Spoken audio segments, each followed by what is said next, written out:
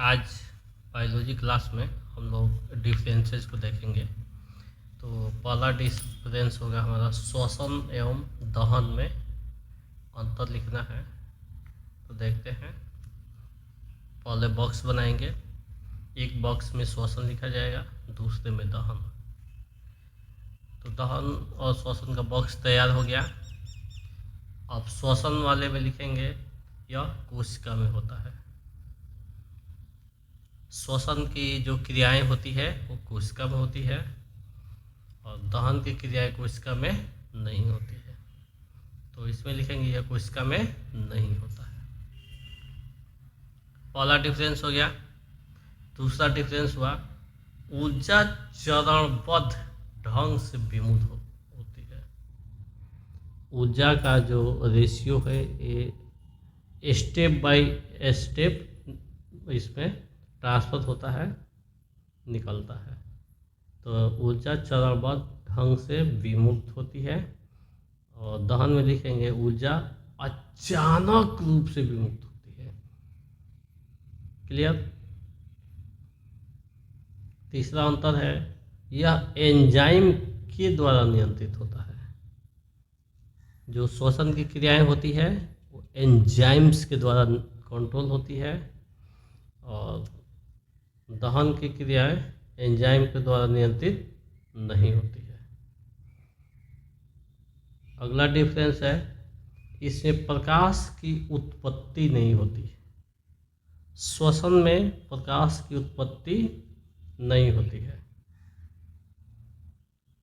दहन में तेज लौ के साथ प्रकाश की उत्पत्ति होती है।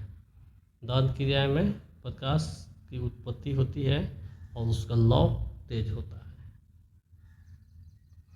नेक्स्ट डिफरेंस है श्वसन कई उत्पादों का निर्माण करता है।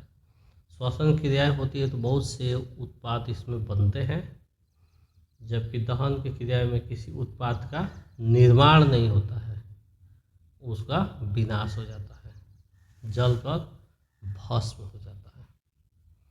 तो ये डिफरेंस हमारा रहा। नेक्स्ट क्वेश्चन है डायलिसिस क्या है। अक्सर हम लोग सुनते रहते हैं डायलिसिस के बारे में, तो समझ लेते हैं डायलिसिस किसको कहते हैं। तो जानेंगे कि जब वृक्क कार्य करना बंद कर देता है तब रक्त से दूषित पदार्थों का उत्सर्जन एक कृत्रिम वृक्क के द्वारा करवाया जाता है। जैसे अधिक मात्रा में जल, खनिज या यूरिया, ये सब जहरीले पदार्थ शरीर में एकत्रित न हो, इसी क्रिया को डायलिसिस कहते हैं। कह रहा है कि जैसे वृक्क होता है, किडनी आप लोग सुने होंगे, तो ये अपना काम करना बंद कर देता है, तो जो जहरीले पदार्थ होते हैं वो हमारे ब्लड में पूरा फैल जाते हैं और फैलने से डेंजरस शरीर में गंभीर बीमारियां होती है और आदमी डेथ कर जाता है। तो उस वृक्क के बदले उसको हटाकर एक कृत्रिम वृक्क लगाया जाता है और उसी कृत्रिम वृक्क के लगाने की प्रक्रिया को डायलिसिस कहते हैं।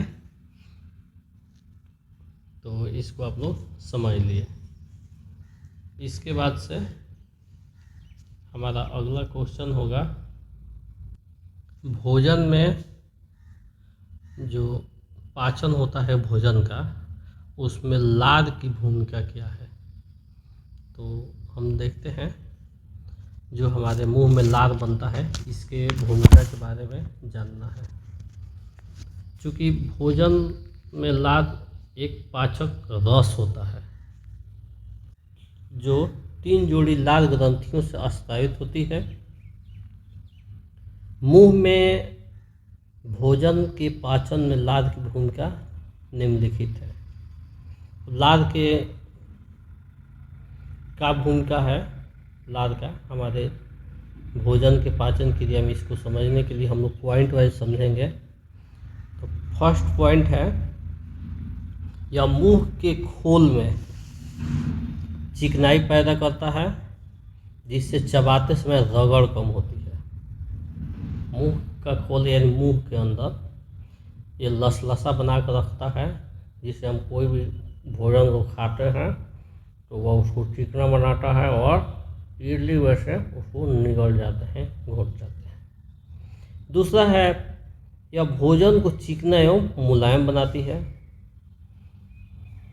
तीसरा है, यह भोजन को पचाने में मदद करती है, लार से ही पचना प्रारंभ हो जाता है। चौथा है, इसमें एमिलेस नामक एक एंजाइम होता है जो मंड जटिल अणु को और लार को पूरी तरह से मिला देता है। इसमें विद्यमान टाइलिन नामक एंजाइम स्टार्च का पाचन कर उसे मल्टोज में बदल देता है। तो इस तरह से हम लोग भोजन के पाचन में लार की भूमिका को समझे। अब इसके बाद हम लोग ऑब्जेक्टिव क्वेश्चन को देखते हैं। पहला ऑब्जेक्टिव में है, मछली में श्वसन होता है मुंह से, गिल्स से, फेफड़ा से, नाक से। सही ऑप्शन बी होगा, गिल्स से। मनुष्य में मुख्य श्वसन अंग क्या है? नाक, क्लोम, फेफड़ा, हृदय। सही ऑप्शन सी होगा, फेफड़ा। पौधों में गैसों का आदान प्रदान कहाँ होता है, यानी किस में होता है? रंध्र में, जड़ में, तना में, पत्तियों में। सही ऑप्शन ए होगा, रंध्र में। रक्त में ऑक्सीजन का वाहक कौन है? जो हमारे शरीर में रक्त का परिसंचरण होता है एक स्थान से दूसरे स्थान तक, तो ये कौन ले जाता है, किसके वजह से जाता है? वसा, धमनी, हीमोग्लोबिन, शिराएं। सही ऑप्शन सी होगा, हीमोग्लोबिन। मानव हृदय में कोष्ठक पाए जाते हैं, मतलब कितने कोष्ठक पाए जाते हैं? 1, 2, 3, 4। सही ऑप्शन डी होगा, 4। किस जीव में हीमोग्लोबिन नहीं पाया जाता है? हीमोग्लोबिन नहीं होता है।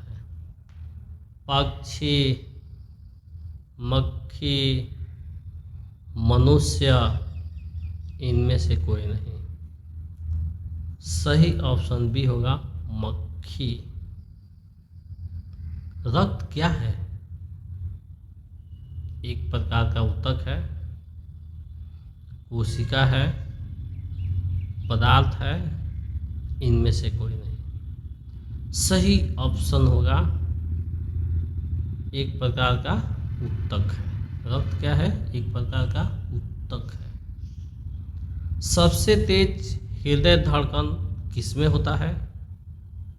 आदमी में, मछली में, हाथी में, चूहा में। सही ऑप्शन डी होगा, चूहा में।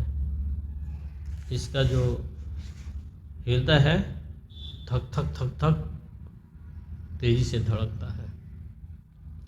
स्वस्थ मनुष्य का रक्तचाप कितना होता है? 90/60, 200/100, 120/80, 140/160। सही ऑप्शन सी होगा, 120/80। इनमें से कौन उत्सर्जी अंग है? आँख, कान, ब्रिक, इनमें से कोई नहीं। सही ऑप्शन सी होगा ब्रिक। सबसे लंबी कोशिका कौन सी होती है? मांसपेशी, तंत्रिका, रक्त, हृदय। सही ऑप्शन बी होगा तंत्रिका। शरीर का संतुलन कौन बनाए रखता है? क्रेनियम, सेरिब्रम, सेरिबेलम, मस्तिष्क। सही ऑप्शन सी होगा सेरिबेलम। तंत्रिका कोशिका कहते हैं, किसको कहते हैं? न्यूरॉन को, साइटन को, एक्सॉन को, इनमें से कोई नहीं। सही ऑप्शन ए होगा न्यूरॉन को। हमारे शरीर में सोचने वाली ऊतक है, यानी कि कैसे हम लोग सोचते हैं? पेशियों से, संयोजिक ऊतक से, पेशी ऊतक हो गया, संयोजी ऊतक हो गया, तंत्रिका ऊतक, इनमें से कोई नहीं। सही ऑप्शन होगा तंत्रिका ऊतक। मानव मस्तिष्क का भार कितना होता है? 1 kg, 1.4 kg, 2 kg, 2.5 kg। सही ऑप्शन बी होगा 1.4 kg, मतलब 1400 ग्राम, यानी एक्चुअल इसका माप होता है 1380 ग्राम से लेकर 1400 के बीच में। तो 1380 भी आता है, तो हमारा ऑप्शन सही होगा। 1400 आता है, वो भी सही होगा। तो इस प्रकार से बायोलॉजी क्लास आज बहुत ही मज़ेदार रहा। हम लोग बहुत ही अच्छे तरीके से सब्जेक्टिव और ऑब्जेक्टिव क्वेश्चन दोनों को देखें। इसको देखते रहिए, पढ़ते रहिए, अपने फ्रेंड्स में शेयर कीजिए और बढ़िया से तैयारी कीजिए कि एग्ज़ाम में अच्छे अंक आए और आपका नॉलेज भी बहुत ही अच्छे तरीके से इम्प्रूव होता जाए। इसके लिए हमसे जुड़े रहिए और नए नए वीडियो पाते रहिए। That's all, thank you very much.